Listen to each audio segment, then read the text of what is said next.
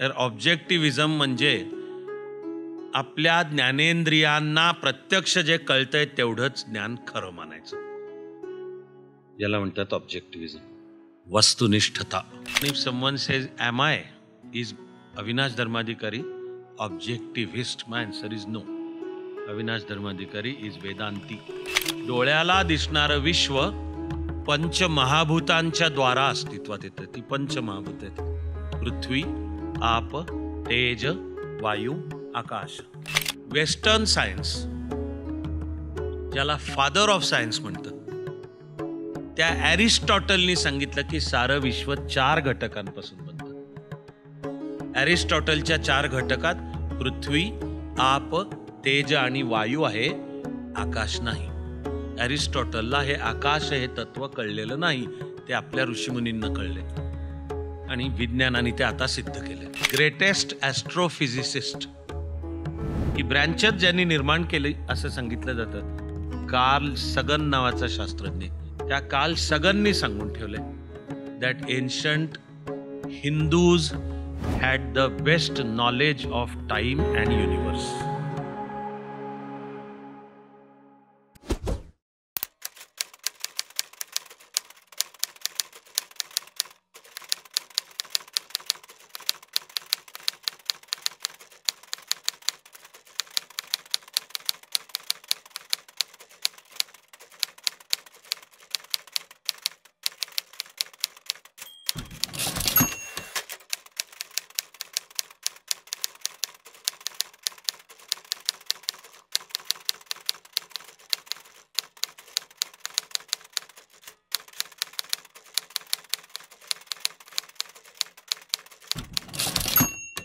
हे अंजलीचा प्रश्न आहे. खूप वेळा ते वीक आफ्टर वीक आज मला वाटलं की थोडं त्याविषयी तुमच्याशी बोलावं. ती म्हणते, काही दिवसांपूर्वी तुमच्या आकाशवाणीच्या एका व्हिडिओमध्ये ऐकलं की तुम्ही वाचलेलं पहिलं इंग्लिश पुस्तक द फाउंटन हेड, लेखिका आयन रँड म्हणून आहे, लेखिका महिला आहे. द फाउंटन हेड एकच शब्द आहे. फाउंटन आणि हेड वेगवेगळे नाहीत. फाउंटन हेड म्हणजे उगमस्थान, की जिथून गोष्टी सुरू होतात, उगम होतो. आणि लेखिका आहे आयन रँड. ती आयन आहे AYN.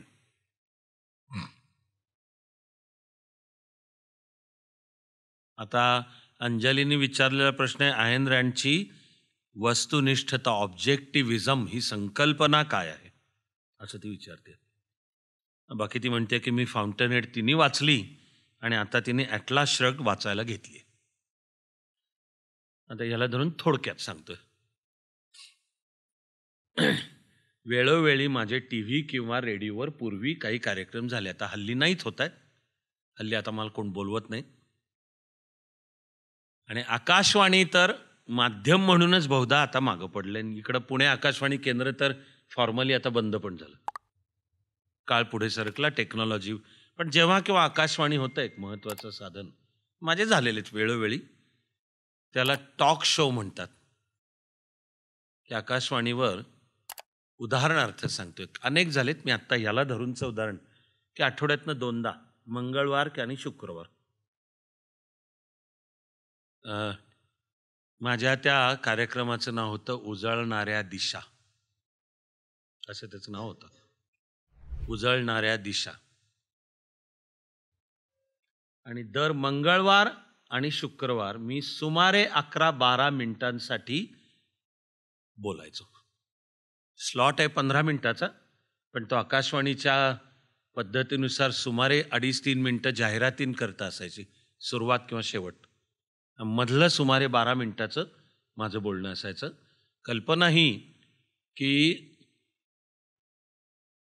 कुठला तरी एक कलाकार किंवा एक चित्रपट किंवा एखादा दिग्दर्शक, एखादा लेखक, एखादं नाटक, ओके, एक काहीतरी अशी मध्यवर्ती कल्पना घेऊन मी सुमारे 12 मिनिटं त्यावर बोलायचं. थोडेसे जर आत्ता आपल्या यूट्यूब चॅनलवर असाल तुम्ही, तर आपल्या ज्या मालिकेचं नाव आहे वाटेल ते, काहीसं तसं. आपण या मालिकेला नाव वाटेल ते दिलंय कारण मनात खरंच आहे की वाटेल ते दोन अर्थांनी आहे.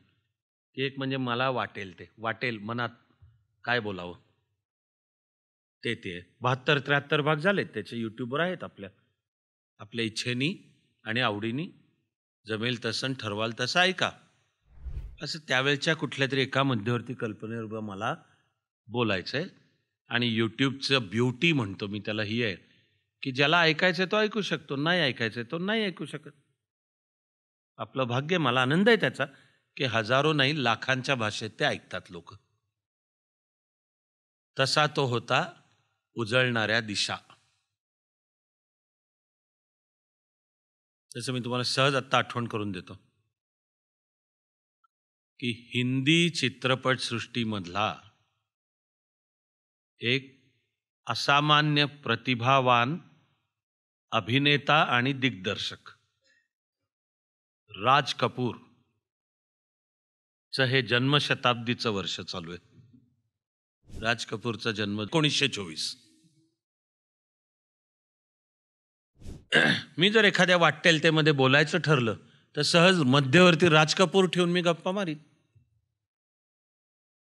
असं वेळोवेळी त्या वेळी जे केलंय. आणि नंतर आपण त्याच्या ज्या मिळाल्या आपल्याला ऑडिओ टेप्स त्या आता तो जो कार्यक्रम होता ना उजळणाऱ्या दिशा त्या आपण आपल्या चॅनलवर अपलोड केल्यात. आणि असं दिसतंय की अंजली वेळोवेळी ते ऐकते आहे, तुम्ही ऐकताय नाही ऐकताय आपापला विचार करा. त्यातला एक ही आयन रँड लेखिका आणि फाउंटनहेड वर मी दिलाय. आता ही लेखिका असामान्य, तिने जे तत्वज्ञान मांडलं त्याचं नाव आहे ऑब्जेक्टिव्हिजम.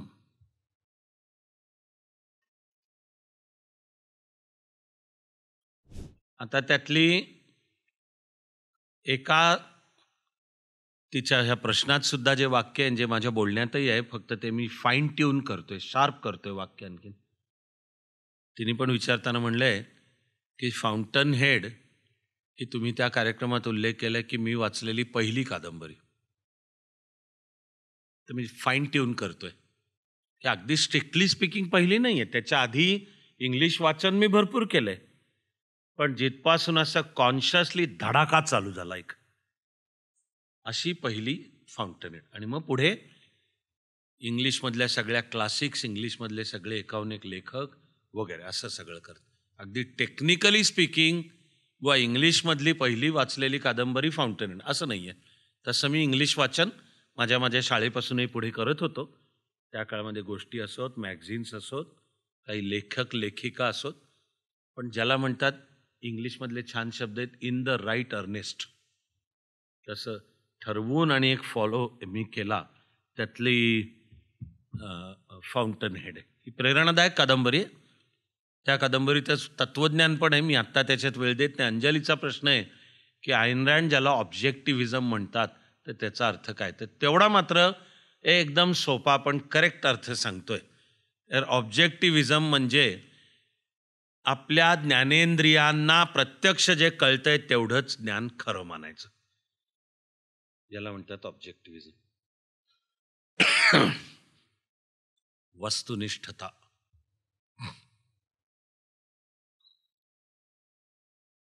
आता सखोल जायचं तर खूप आहे. अंजली सहित ज्यांना मुद्दा कळतोय त्यांना मी सांगेन की व्यक्तिशः मला सुद्धा आयन रँड आवडल्या, प्रेरणादायी वाटल्या. But that doesn't mean I myself agree with the philosophy of objectivism.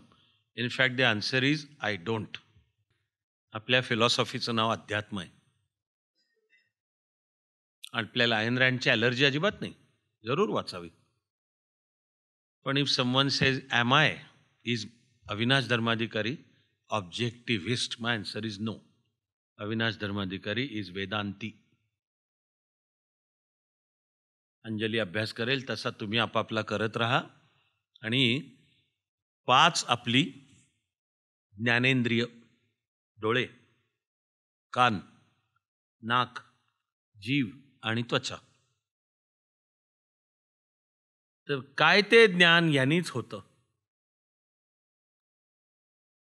याला थोडक्यात म्हणतात ऑब्जेक्टिव्हिजम. ऑब्जेक्टिव्हिजम इज मटेरियलिस्ट, जडवादी, मटेरियलिस्ट. ऑब्जेक्टिव्हिस्ट फिलॉसॉफीला की माणसाला या पाचा व्यतिरिक्त कुठलं ज्ञानाचं साधन आहे किंवा असू शकतं हे मान्यच नाही. मग आज तुम्ही पहा की पहिल्या ज्या प्रश्नावर आपण खूप वेळ दिला तिथे मी काय सांगितलं की जर ऋषीमुनी शास्त्रज्ञ असले तर त्यांनी काय प्रयोगशाळेत हायड्रोजनचे 2 ॲटम आणि ऑक्सिजनचा एक मिक्स केला आणि सिद्ध केलं की पाणी तयार होतं, असं केलं आहे का? तर मी सांगितलं की त्यांना ठीक आहे, त्यांनी आपण ध्यानावस्थेमध्ये सुद्धा ज्ञान प्राप्त झालं, असं होतं का? मी सांगतोय की हो होतं. मला कळलंय म्हणून सांगतोय. पण हे ऑब्जेक्टिव्हिजमला हे मान्य नाही. ऑब्जेक्टिव्हिजम म्हणतं नथिंग डुईंग. हे जे डोळ्यांना कळतंय हेच काय ते की हे टेबल आहे. सेवा इन शॉर्ट सांगायचं तर आत्मा, कर्माचा सिद्धांत, पुनर्जन्म, ऑब्जेक्टिव्हिजम म्हणणार खरं नाही आहे, हे काही ह्यातलं काही खरं नाही आहे. आणि देन उद्या ईश्वर, ऑब्जेक्टिव्हिजम म्हणणार ईश्वर विश्वर काय नाही. कुठे दाखव मला, दिसतो का? कुठे आहे, कसा आहे? तर ईश्वर हे शक्तीचं नाव आहे. आणि मी विज्ञानाचाच मुद्दा बोलून पुढच्या मुद्द्याकडे जातोय. वेदापासून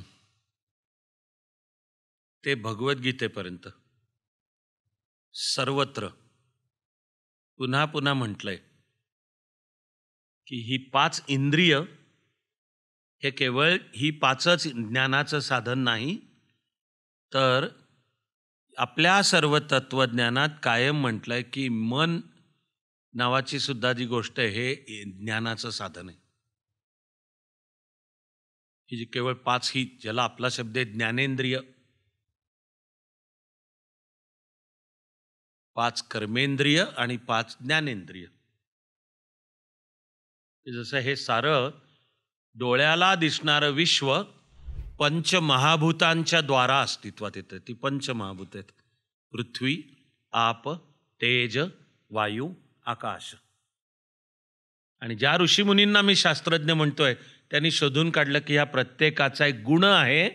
त्याला भारतीय विचारात शब्द वापरलाय तन्मात्रा. तन्मात्रा की ह्या प्रत्येकाचा, हे सारं विश्व, विशेषतः जे डोळ्यांना दिसतं, इंद्रियांना कळतं, हे पंचमहाभूतांचं विश्व आहे. पृथ्वी, आप, तेज, वायू, आकाश. आणि आपल्या ऋषी उर्फ शास्त्रज्ञांनी शोधून काढलं की या प्रत्येकाचा एक डिफायनिंग ॲट्रिब्यूट, अ डिफायनिंग फीचर, त्याला गुण, त्याला जास्त सखोल अर्थपूर्ण शब्द आहेत तन्मात्रा. त्या 5 तन्मात्रा बोलल्या गेल्या आहेत: शब्द, स्पर्श, रूप, रस, गंध. उल्लेख होताना हे क्रमाने होतं. मी तुम्हाला एक लक्षात ठेवायची सिंपल किल्ली पण सांगतोय की पंचमहाभूतांचा उल्लेख पृथ्वी, आप, तेज, वायू, आकाश असा होतो. क्रम हा आहे.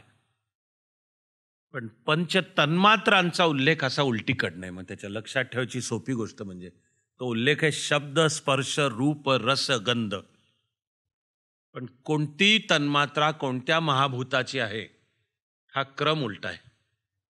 की बोलताना जर पृथ्वी, आप, तेज, वायू, आकाश, पण तन्मात्रांचा मात्र शब्द, स्पर्श, रूप, रस, गंधचा अर्थ हा आहे की जे शब्द नावाची तन्मात्रा म्हणजे गुण, क्वालिटी, हा आकाश या महाभूताची आहे. 5वं येताना त्याचं उलटीकडनं येतं. आकाशाची तन्मात्रा शब्द, म्हणजे आकाश हे जे तत्व आहे त्याला ध्वनिलहरी असतात. हे आधुनिक विज्ञान पण सांगतं, फिजिक्स. आणि वायू या महाभूताची तन्मात्रा आहे स्पर्श, की तो दिसत नसेल पण वायू त्वचेला जाणवतो. ओके. तेज म्हणजे अग्नी, मुख्यतः ते डोळ्याला दिसतं, अग्नी डोळ्याला दिसतो. रूप, आप म्हणजे पाणी, पण पाणी म्हणजे ऑल काइंड्स ऑफ लिक्विड, तर याला टेस्ट असते. तुमच्यातले जे सायन्सला असाल त्यात केमिस्ट्री असेल आणि त्यात प्रयोगशाळेमध्ये जे प्रयोग केलेले असेल तर वेगवेगळ्या प्रयोगांना टेस्टलेस, कलरलेस, ओडरलेस किंवा मग यातला जर क्लोरीन नावाचा असेल तर तो chlorine could be tasteless but it's not colourless and it is most definitely not odourless. In fact chlorine, मी शब्द उच्चारला तरी असं मला नाकात क्लोरीनचा वास येणं चालू झालं आहे. हे जसं आहे मग तसं आप म्हणजे ऑल काइंड्स ऑफ लिक्विड, त्यांना असते रस, चव. तर टेस्टलेस ही सुद्धा चव. आणि फायनली पृथ्वी म्हणजे सर्व सॉलिड. पृथ्वी म्हणजे ही गोलाकार केवळ पृथ्वी नाही, पृथ्वी म्हणजे सॉलिड. म्हणजे उदाहरणार्थ सॉलिड, लिक्विड, गॅशियस. मी तुम्हाला जाता जाता सांगतोय, हा तास विज्ञानावरचा ठरतोय. वेस्टर्न सायन्स, ज्याला फादर ऑफ सायन्स म्हणतं, त्या ॲरिस्टॉटलनी सांगितलं की सारं विश्व 4 घटकांपासून बनतं. ॲरिस्टॉटलच्या 4 घटकात पृथ्वी, आप, तेज आणि वायू आहे, आकाश नाही. ॲरिस्टॉटलला हे आकाश हे तत्व कळलेलं नाही, ते आपल्या ऋषीमुनींना कळले आणि विज्ञानाने ते आता सिद्ध केले. आकाश तत्व, स्पेस. आणि मग त्या जे उलटीकडनं येत राहिलो की उल्लेख होताना पृथ्वी, आप, तेज, वायू, आकाश, आणि त्याच्या तन्मात्रा आकाशकडनं येतात उलट्या. शब्द, स्पर्श, रूप, रस, गंध. म्हणजे फायनली पृथ्वी म्हणजे सॉलिड, की त्यांना गंध असतो, गंधयुक्त पृथ्वी. ॲक्च्युली तुम्हाला मी या निमित्ताने सांगितलं तर तुम्हाला तर माझी अशी आशा आहे की आश्चर्याचे धक्के पण ते सुखद धक्के बसतील. की वेदामध्ये हे सारं विश्व कसं निर्माण झालं, ओके, हे मांडलंय. आणि गेल्या 150-200 वर्षात ते 100% विज्ञानाने तसंच्या तसं सिद्ध करून दाखवलंय. तसंच्या तसं सिद्ध केलं. मी वेळ वाचवायला तुम्हाला सांगतोय, समजलं तर लक्षात ठेव, नाही तर फार टेन्शन घेऊ नका. पण एकूण प्रथम फक्त ते सद नावाचं तत्व होतं. त्यातून जेव्हा विश्वाची निर्मिती चालू झाली, आता हे मी सोपं करतोय पण वेदातले श्लोक आहेत, की विश्वाची निर्मिती चालू झाली तेव्हा प्रथम आकाश तत्व तयार झालं. पहिल्यांदा अस्तित्वात विश्वाची निर्मिती सुरू झाल्यावर प्रथम आकाश तत्व म्हणजे द स्पेस. ओके. मग वेदातला ऋषी सांगतो आकाशात वायू. हे मी तुम्हाला अस्सल मूळच्या ओळीच सांगतोय वेदातल्या.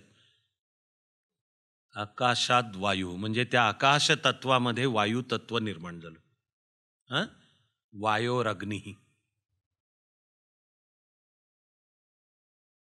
त्यातून पुढचं निर्माण झालेलं तत्व अग्नितत्व. अग्नेरापहा. मग आभ्याम पृथ्वी, आपतत्वामधून पृथ्वी, पृथ्वी तत्व.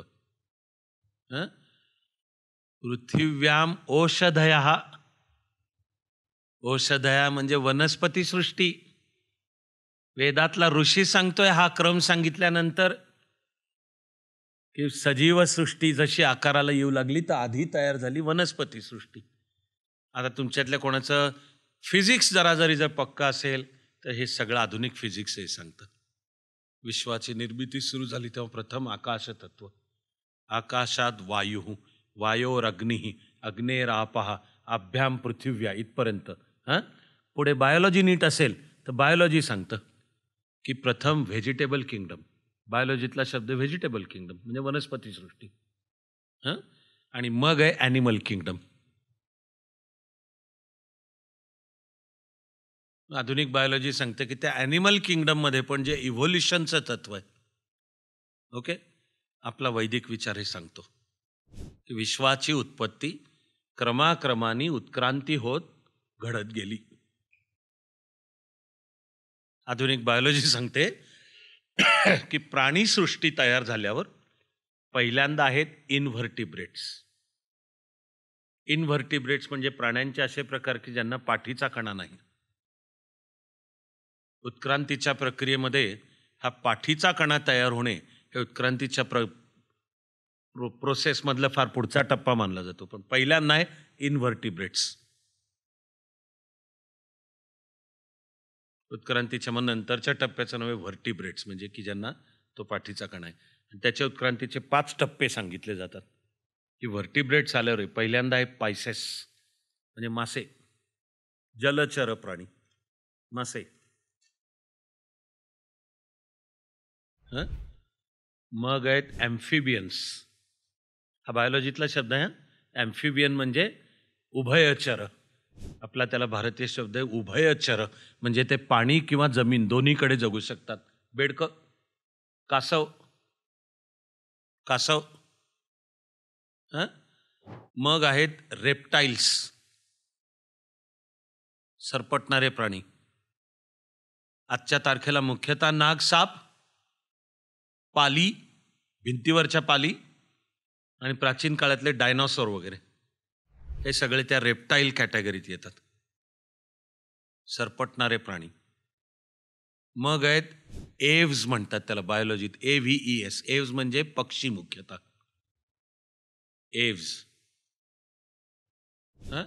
आणि मग आहेत मॅमल्स, म्हणजे सस्तन प्राणी, मॅमल्स. त्या मॅमल्सच्या उत्क्रांतीचे टप्पे सांगितलेत वेगवेगळे, की ज्यामध्ये चतुष्पाद, 4 पायावर चालणारा प्राणी मागील पायावर उभा राहू लागला. याला बायोलॉजीतला शब्द आहे होमो इरेक्टस. इरेक्टस म्हणजे मागील 2 पायावर उभा राहू लागला.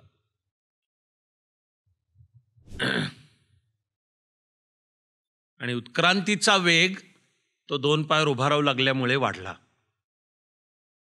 त्यातला प्रगत उत्क्रांत टप्पा म्हणजे होमोसेपियन.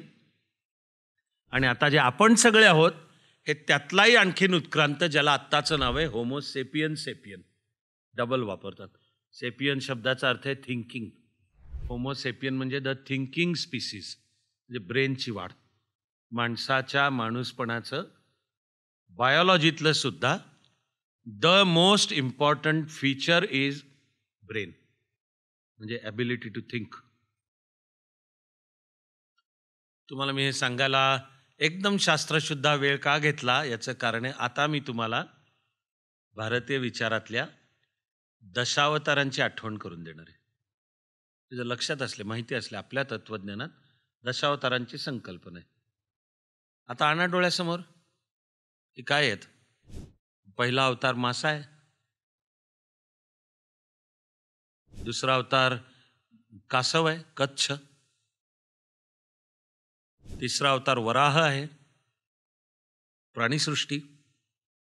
चौथा अवतार नरसिंह, म्हणजे हाफ मॅन हाफ ॲनिमल. पाचवा वामन, म्हणजे पिग्मी, छोटे. हे सगळे उत्क्रांतीच्या टप्प्यात ॲक्च्युली भेटतात. ॲक्च्युली जगाने अभ्यास करताना मान्य करणं चालू केले की भारतीयांना ॲस्ट्रोफिजिक्स माहिती आहे. असं कितीतरी अशा गोष्टी सांगता येतील. मी तुम्हाला to cut a long story short again एवढं सांगतोय की भारतीय विचारात आपण ज्या विश्वात जगतो, एक तर हजारो वर्षे सांगण्यात आले की अशी अनेक विश्व आहेत. एकच आहे असं नाही. किती आहेत? अनंत कोटी. हे भारतीय विचारात हजारो वर्ष आहे, अनंत कोटी आहेत. ओके, हे आत्ताच्या फिजिक्सनी सांगणं चालू केलं. मल्टिव्हर्स थिअरी झालं. आणि तरी ज्या विश्वात आपण जगतो 3+1 डायमेन्शनचं, असं विश्वही पुन्हा पुन्हा निर्माण होतं, ते जातं आणि नवी नवी निर्माण होतात, असं भारतीय विचारात हजारो वर्ष सांगितलेले. आपण ज्यात जगतो या विश्वाचं आयुष्य सुमारे 14.2 बिलियन वर्षांचं आहे आत्तापर्यंतचं. की हे जे विश्व निर्माण झाले असं होत राहतं पुन्हा पुन्हा. पण हे जे आपण जे जगतो ते गणित करून दाखवता येतं. की भारतीय विचारांनी पण सांगितले की हे 14.2 बिलियन वर्ष. आणि आधुनिक ग्रेटेस्ट ॲस्ट्रोफिजिसिस्ट ही ब्रँचच ज्यांनी निर्माण केली असं सांगितलं जातं कार्ल सगन नावाचा शास्त्रज्ञ, CARL, कार्ल सगन, सरळ SAGAN, त्या कार्ल सगननी सांगून ठेवलंय that ancient Hindus had the best knowledge of time and universe. त्यांनी टर्म हिंदू ही सुद्धा वापरली हां, की that ancient Hindus had the best knowledge of time and universe. त्यांनी तर त्याच्या एका पुस्तकामध्ये असा तक्ता मांडलाय की आधुनिक फिजिक्स कालगणना कशी दाखवतं आणि तिच्या आधारे आपण ज्या विश्वात जगतो ते विश्व निर्माण झाल्यापासून किती ॲप्रॉक्सिमेटली 14.2 बिलियन वर्ष. तो उजव्या कॉलममध्ये दाखवतो की भारतीयांनी जी कालगणना मांडली आहे तिच्यामध्ये आत्ताचं हे विश्व 14.2 बिलियन. एवढ्यावर नाही झालेलं.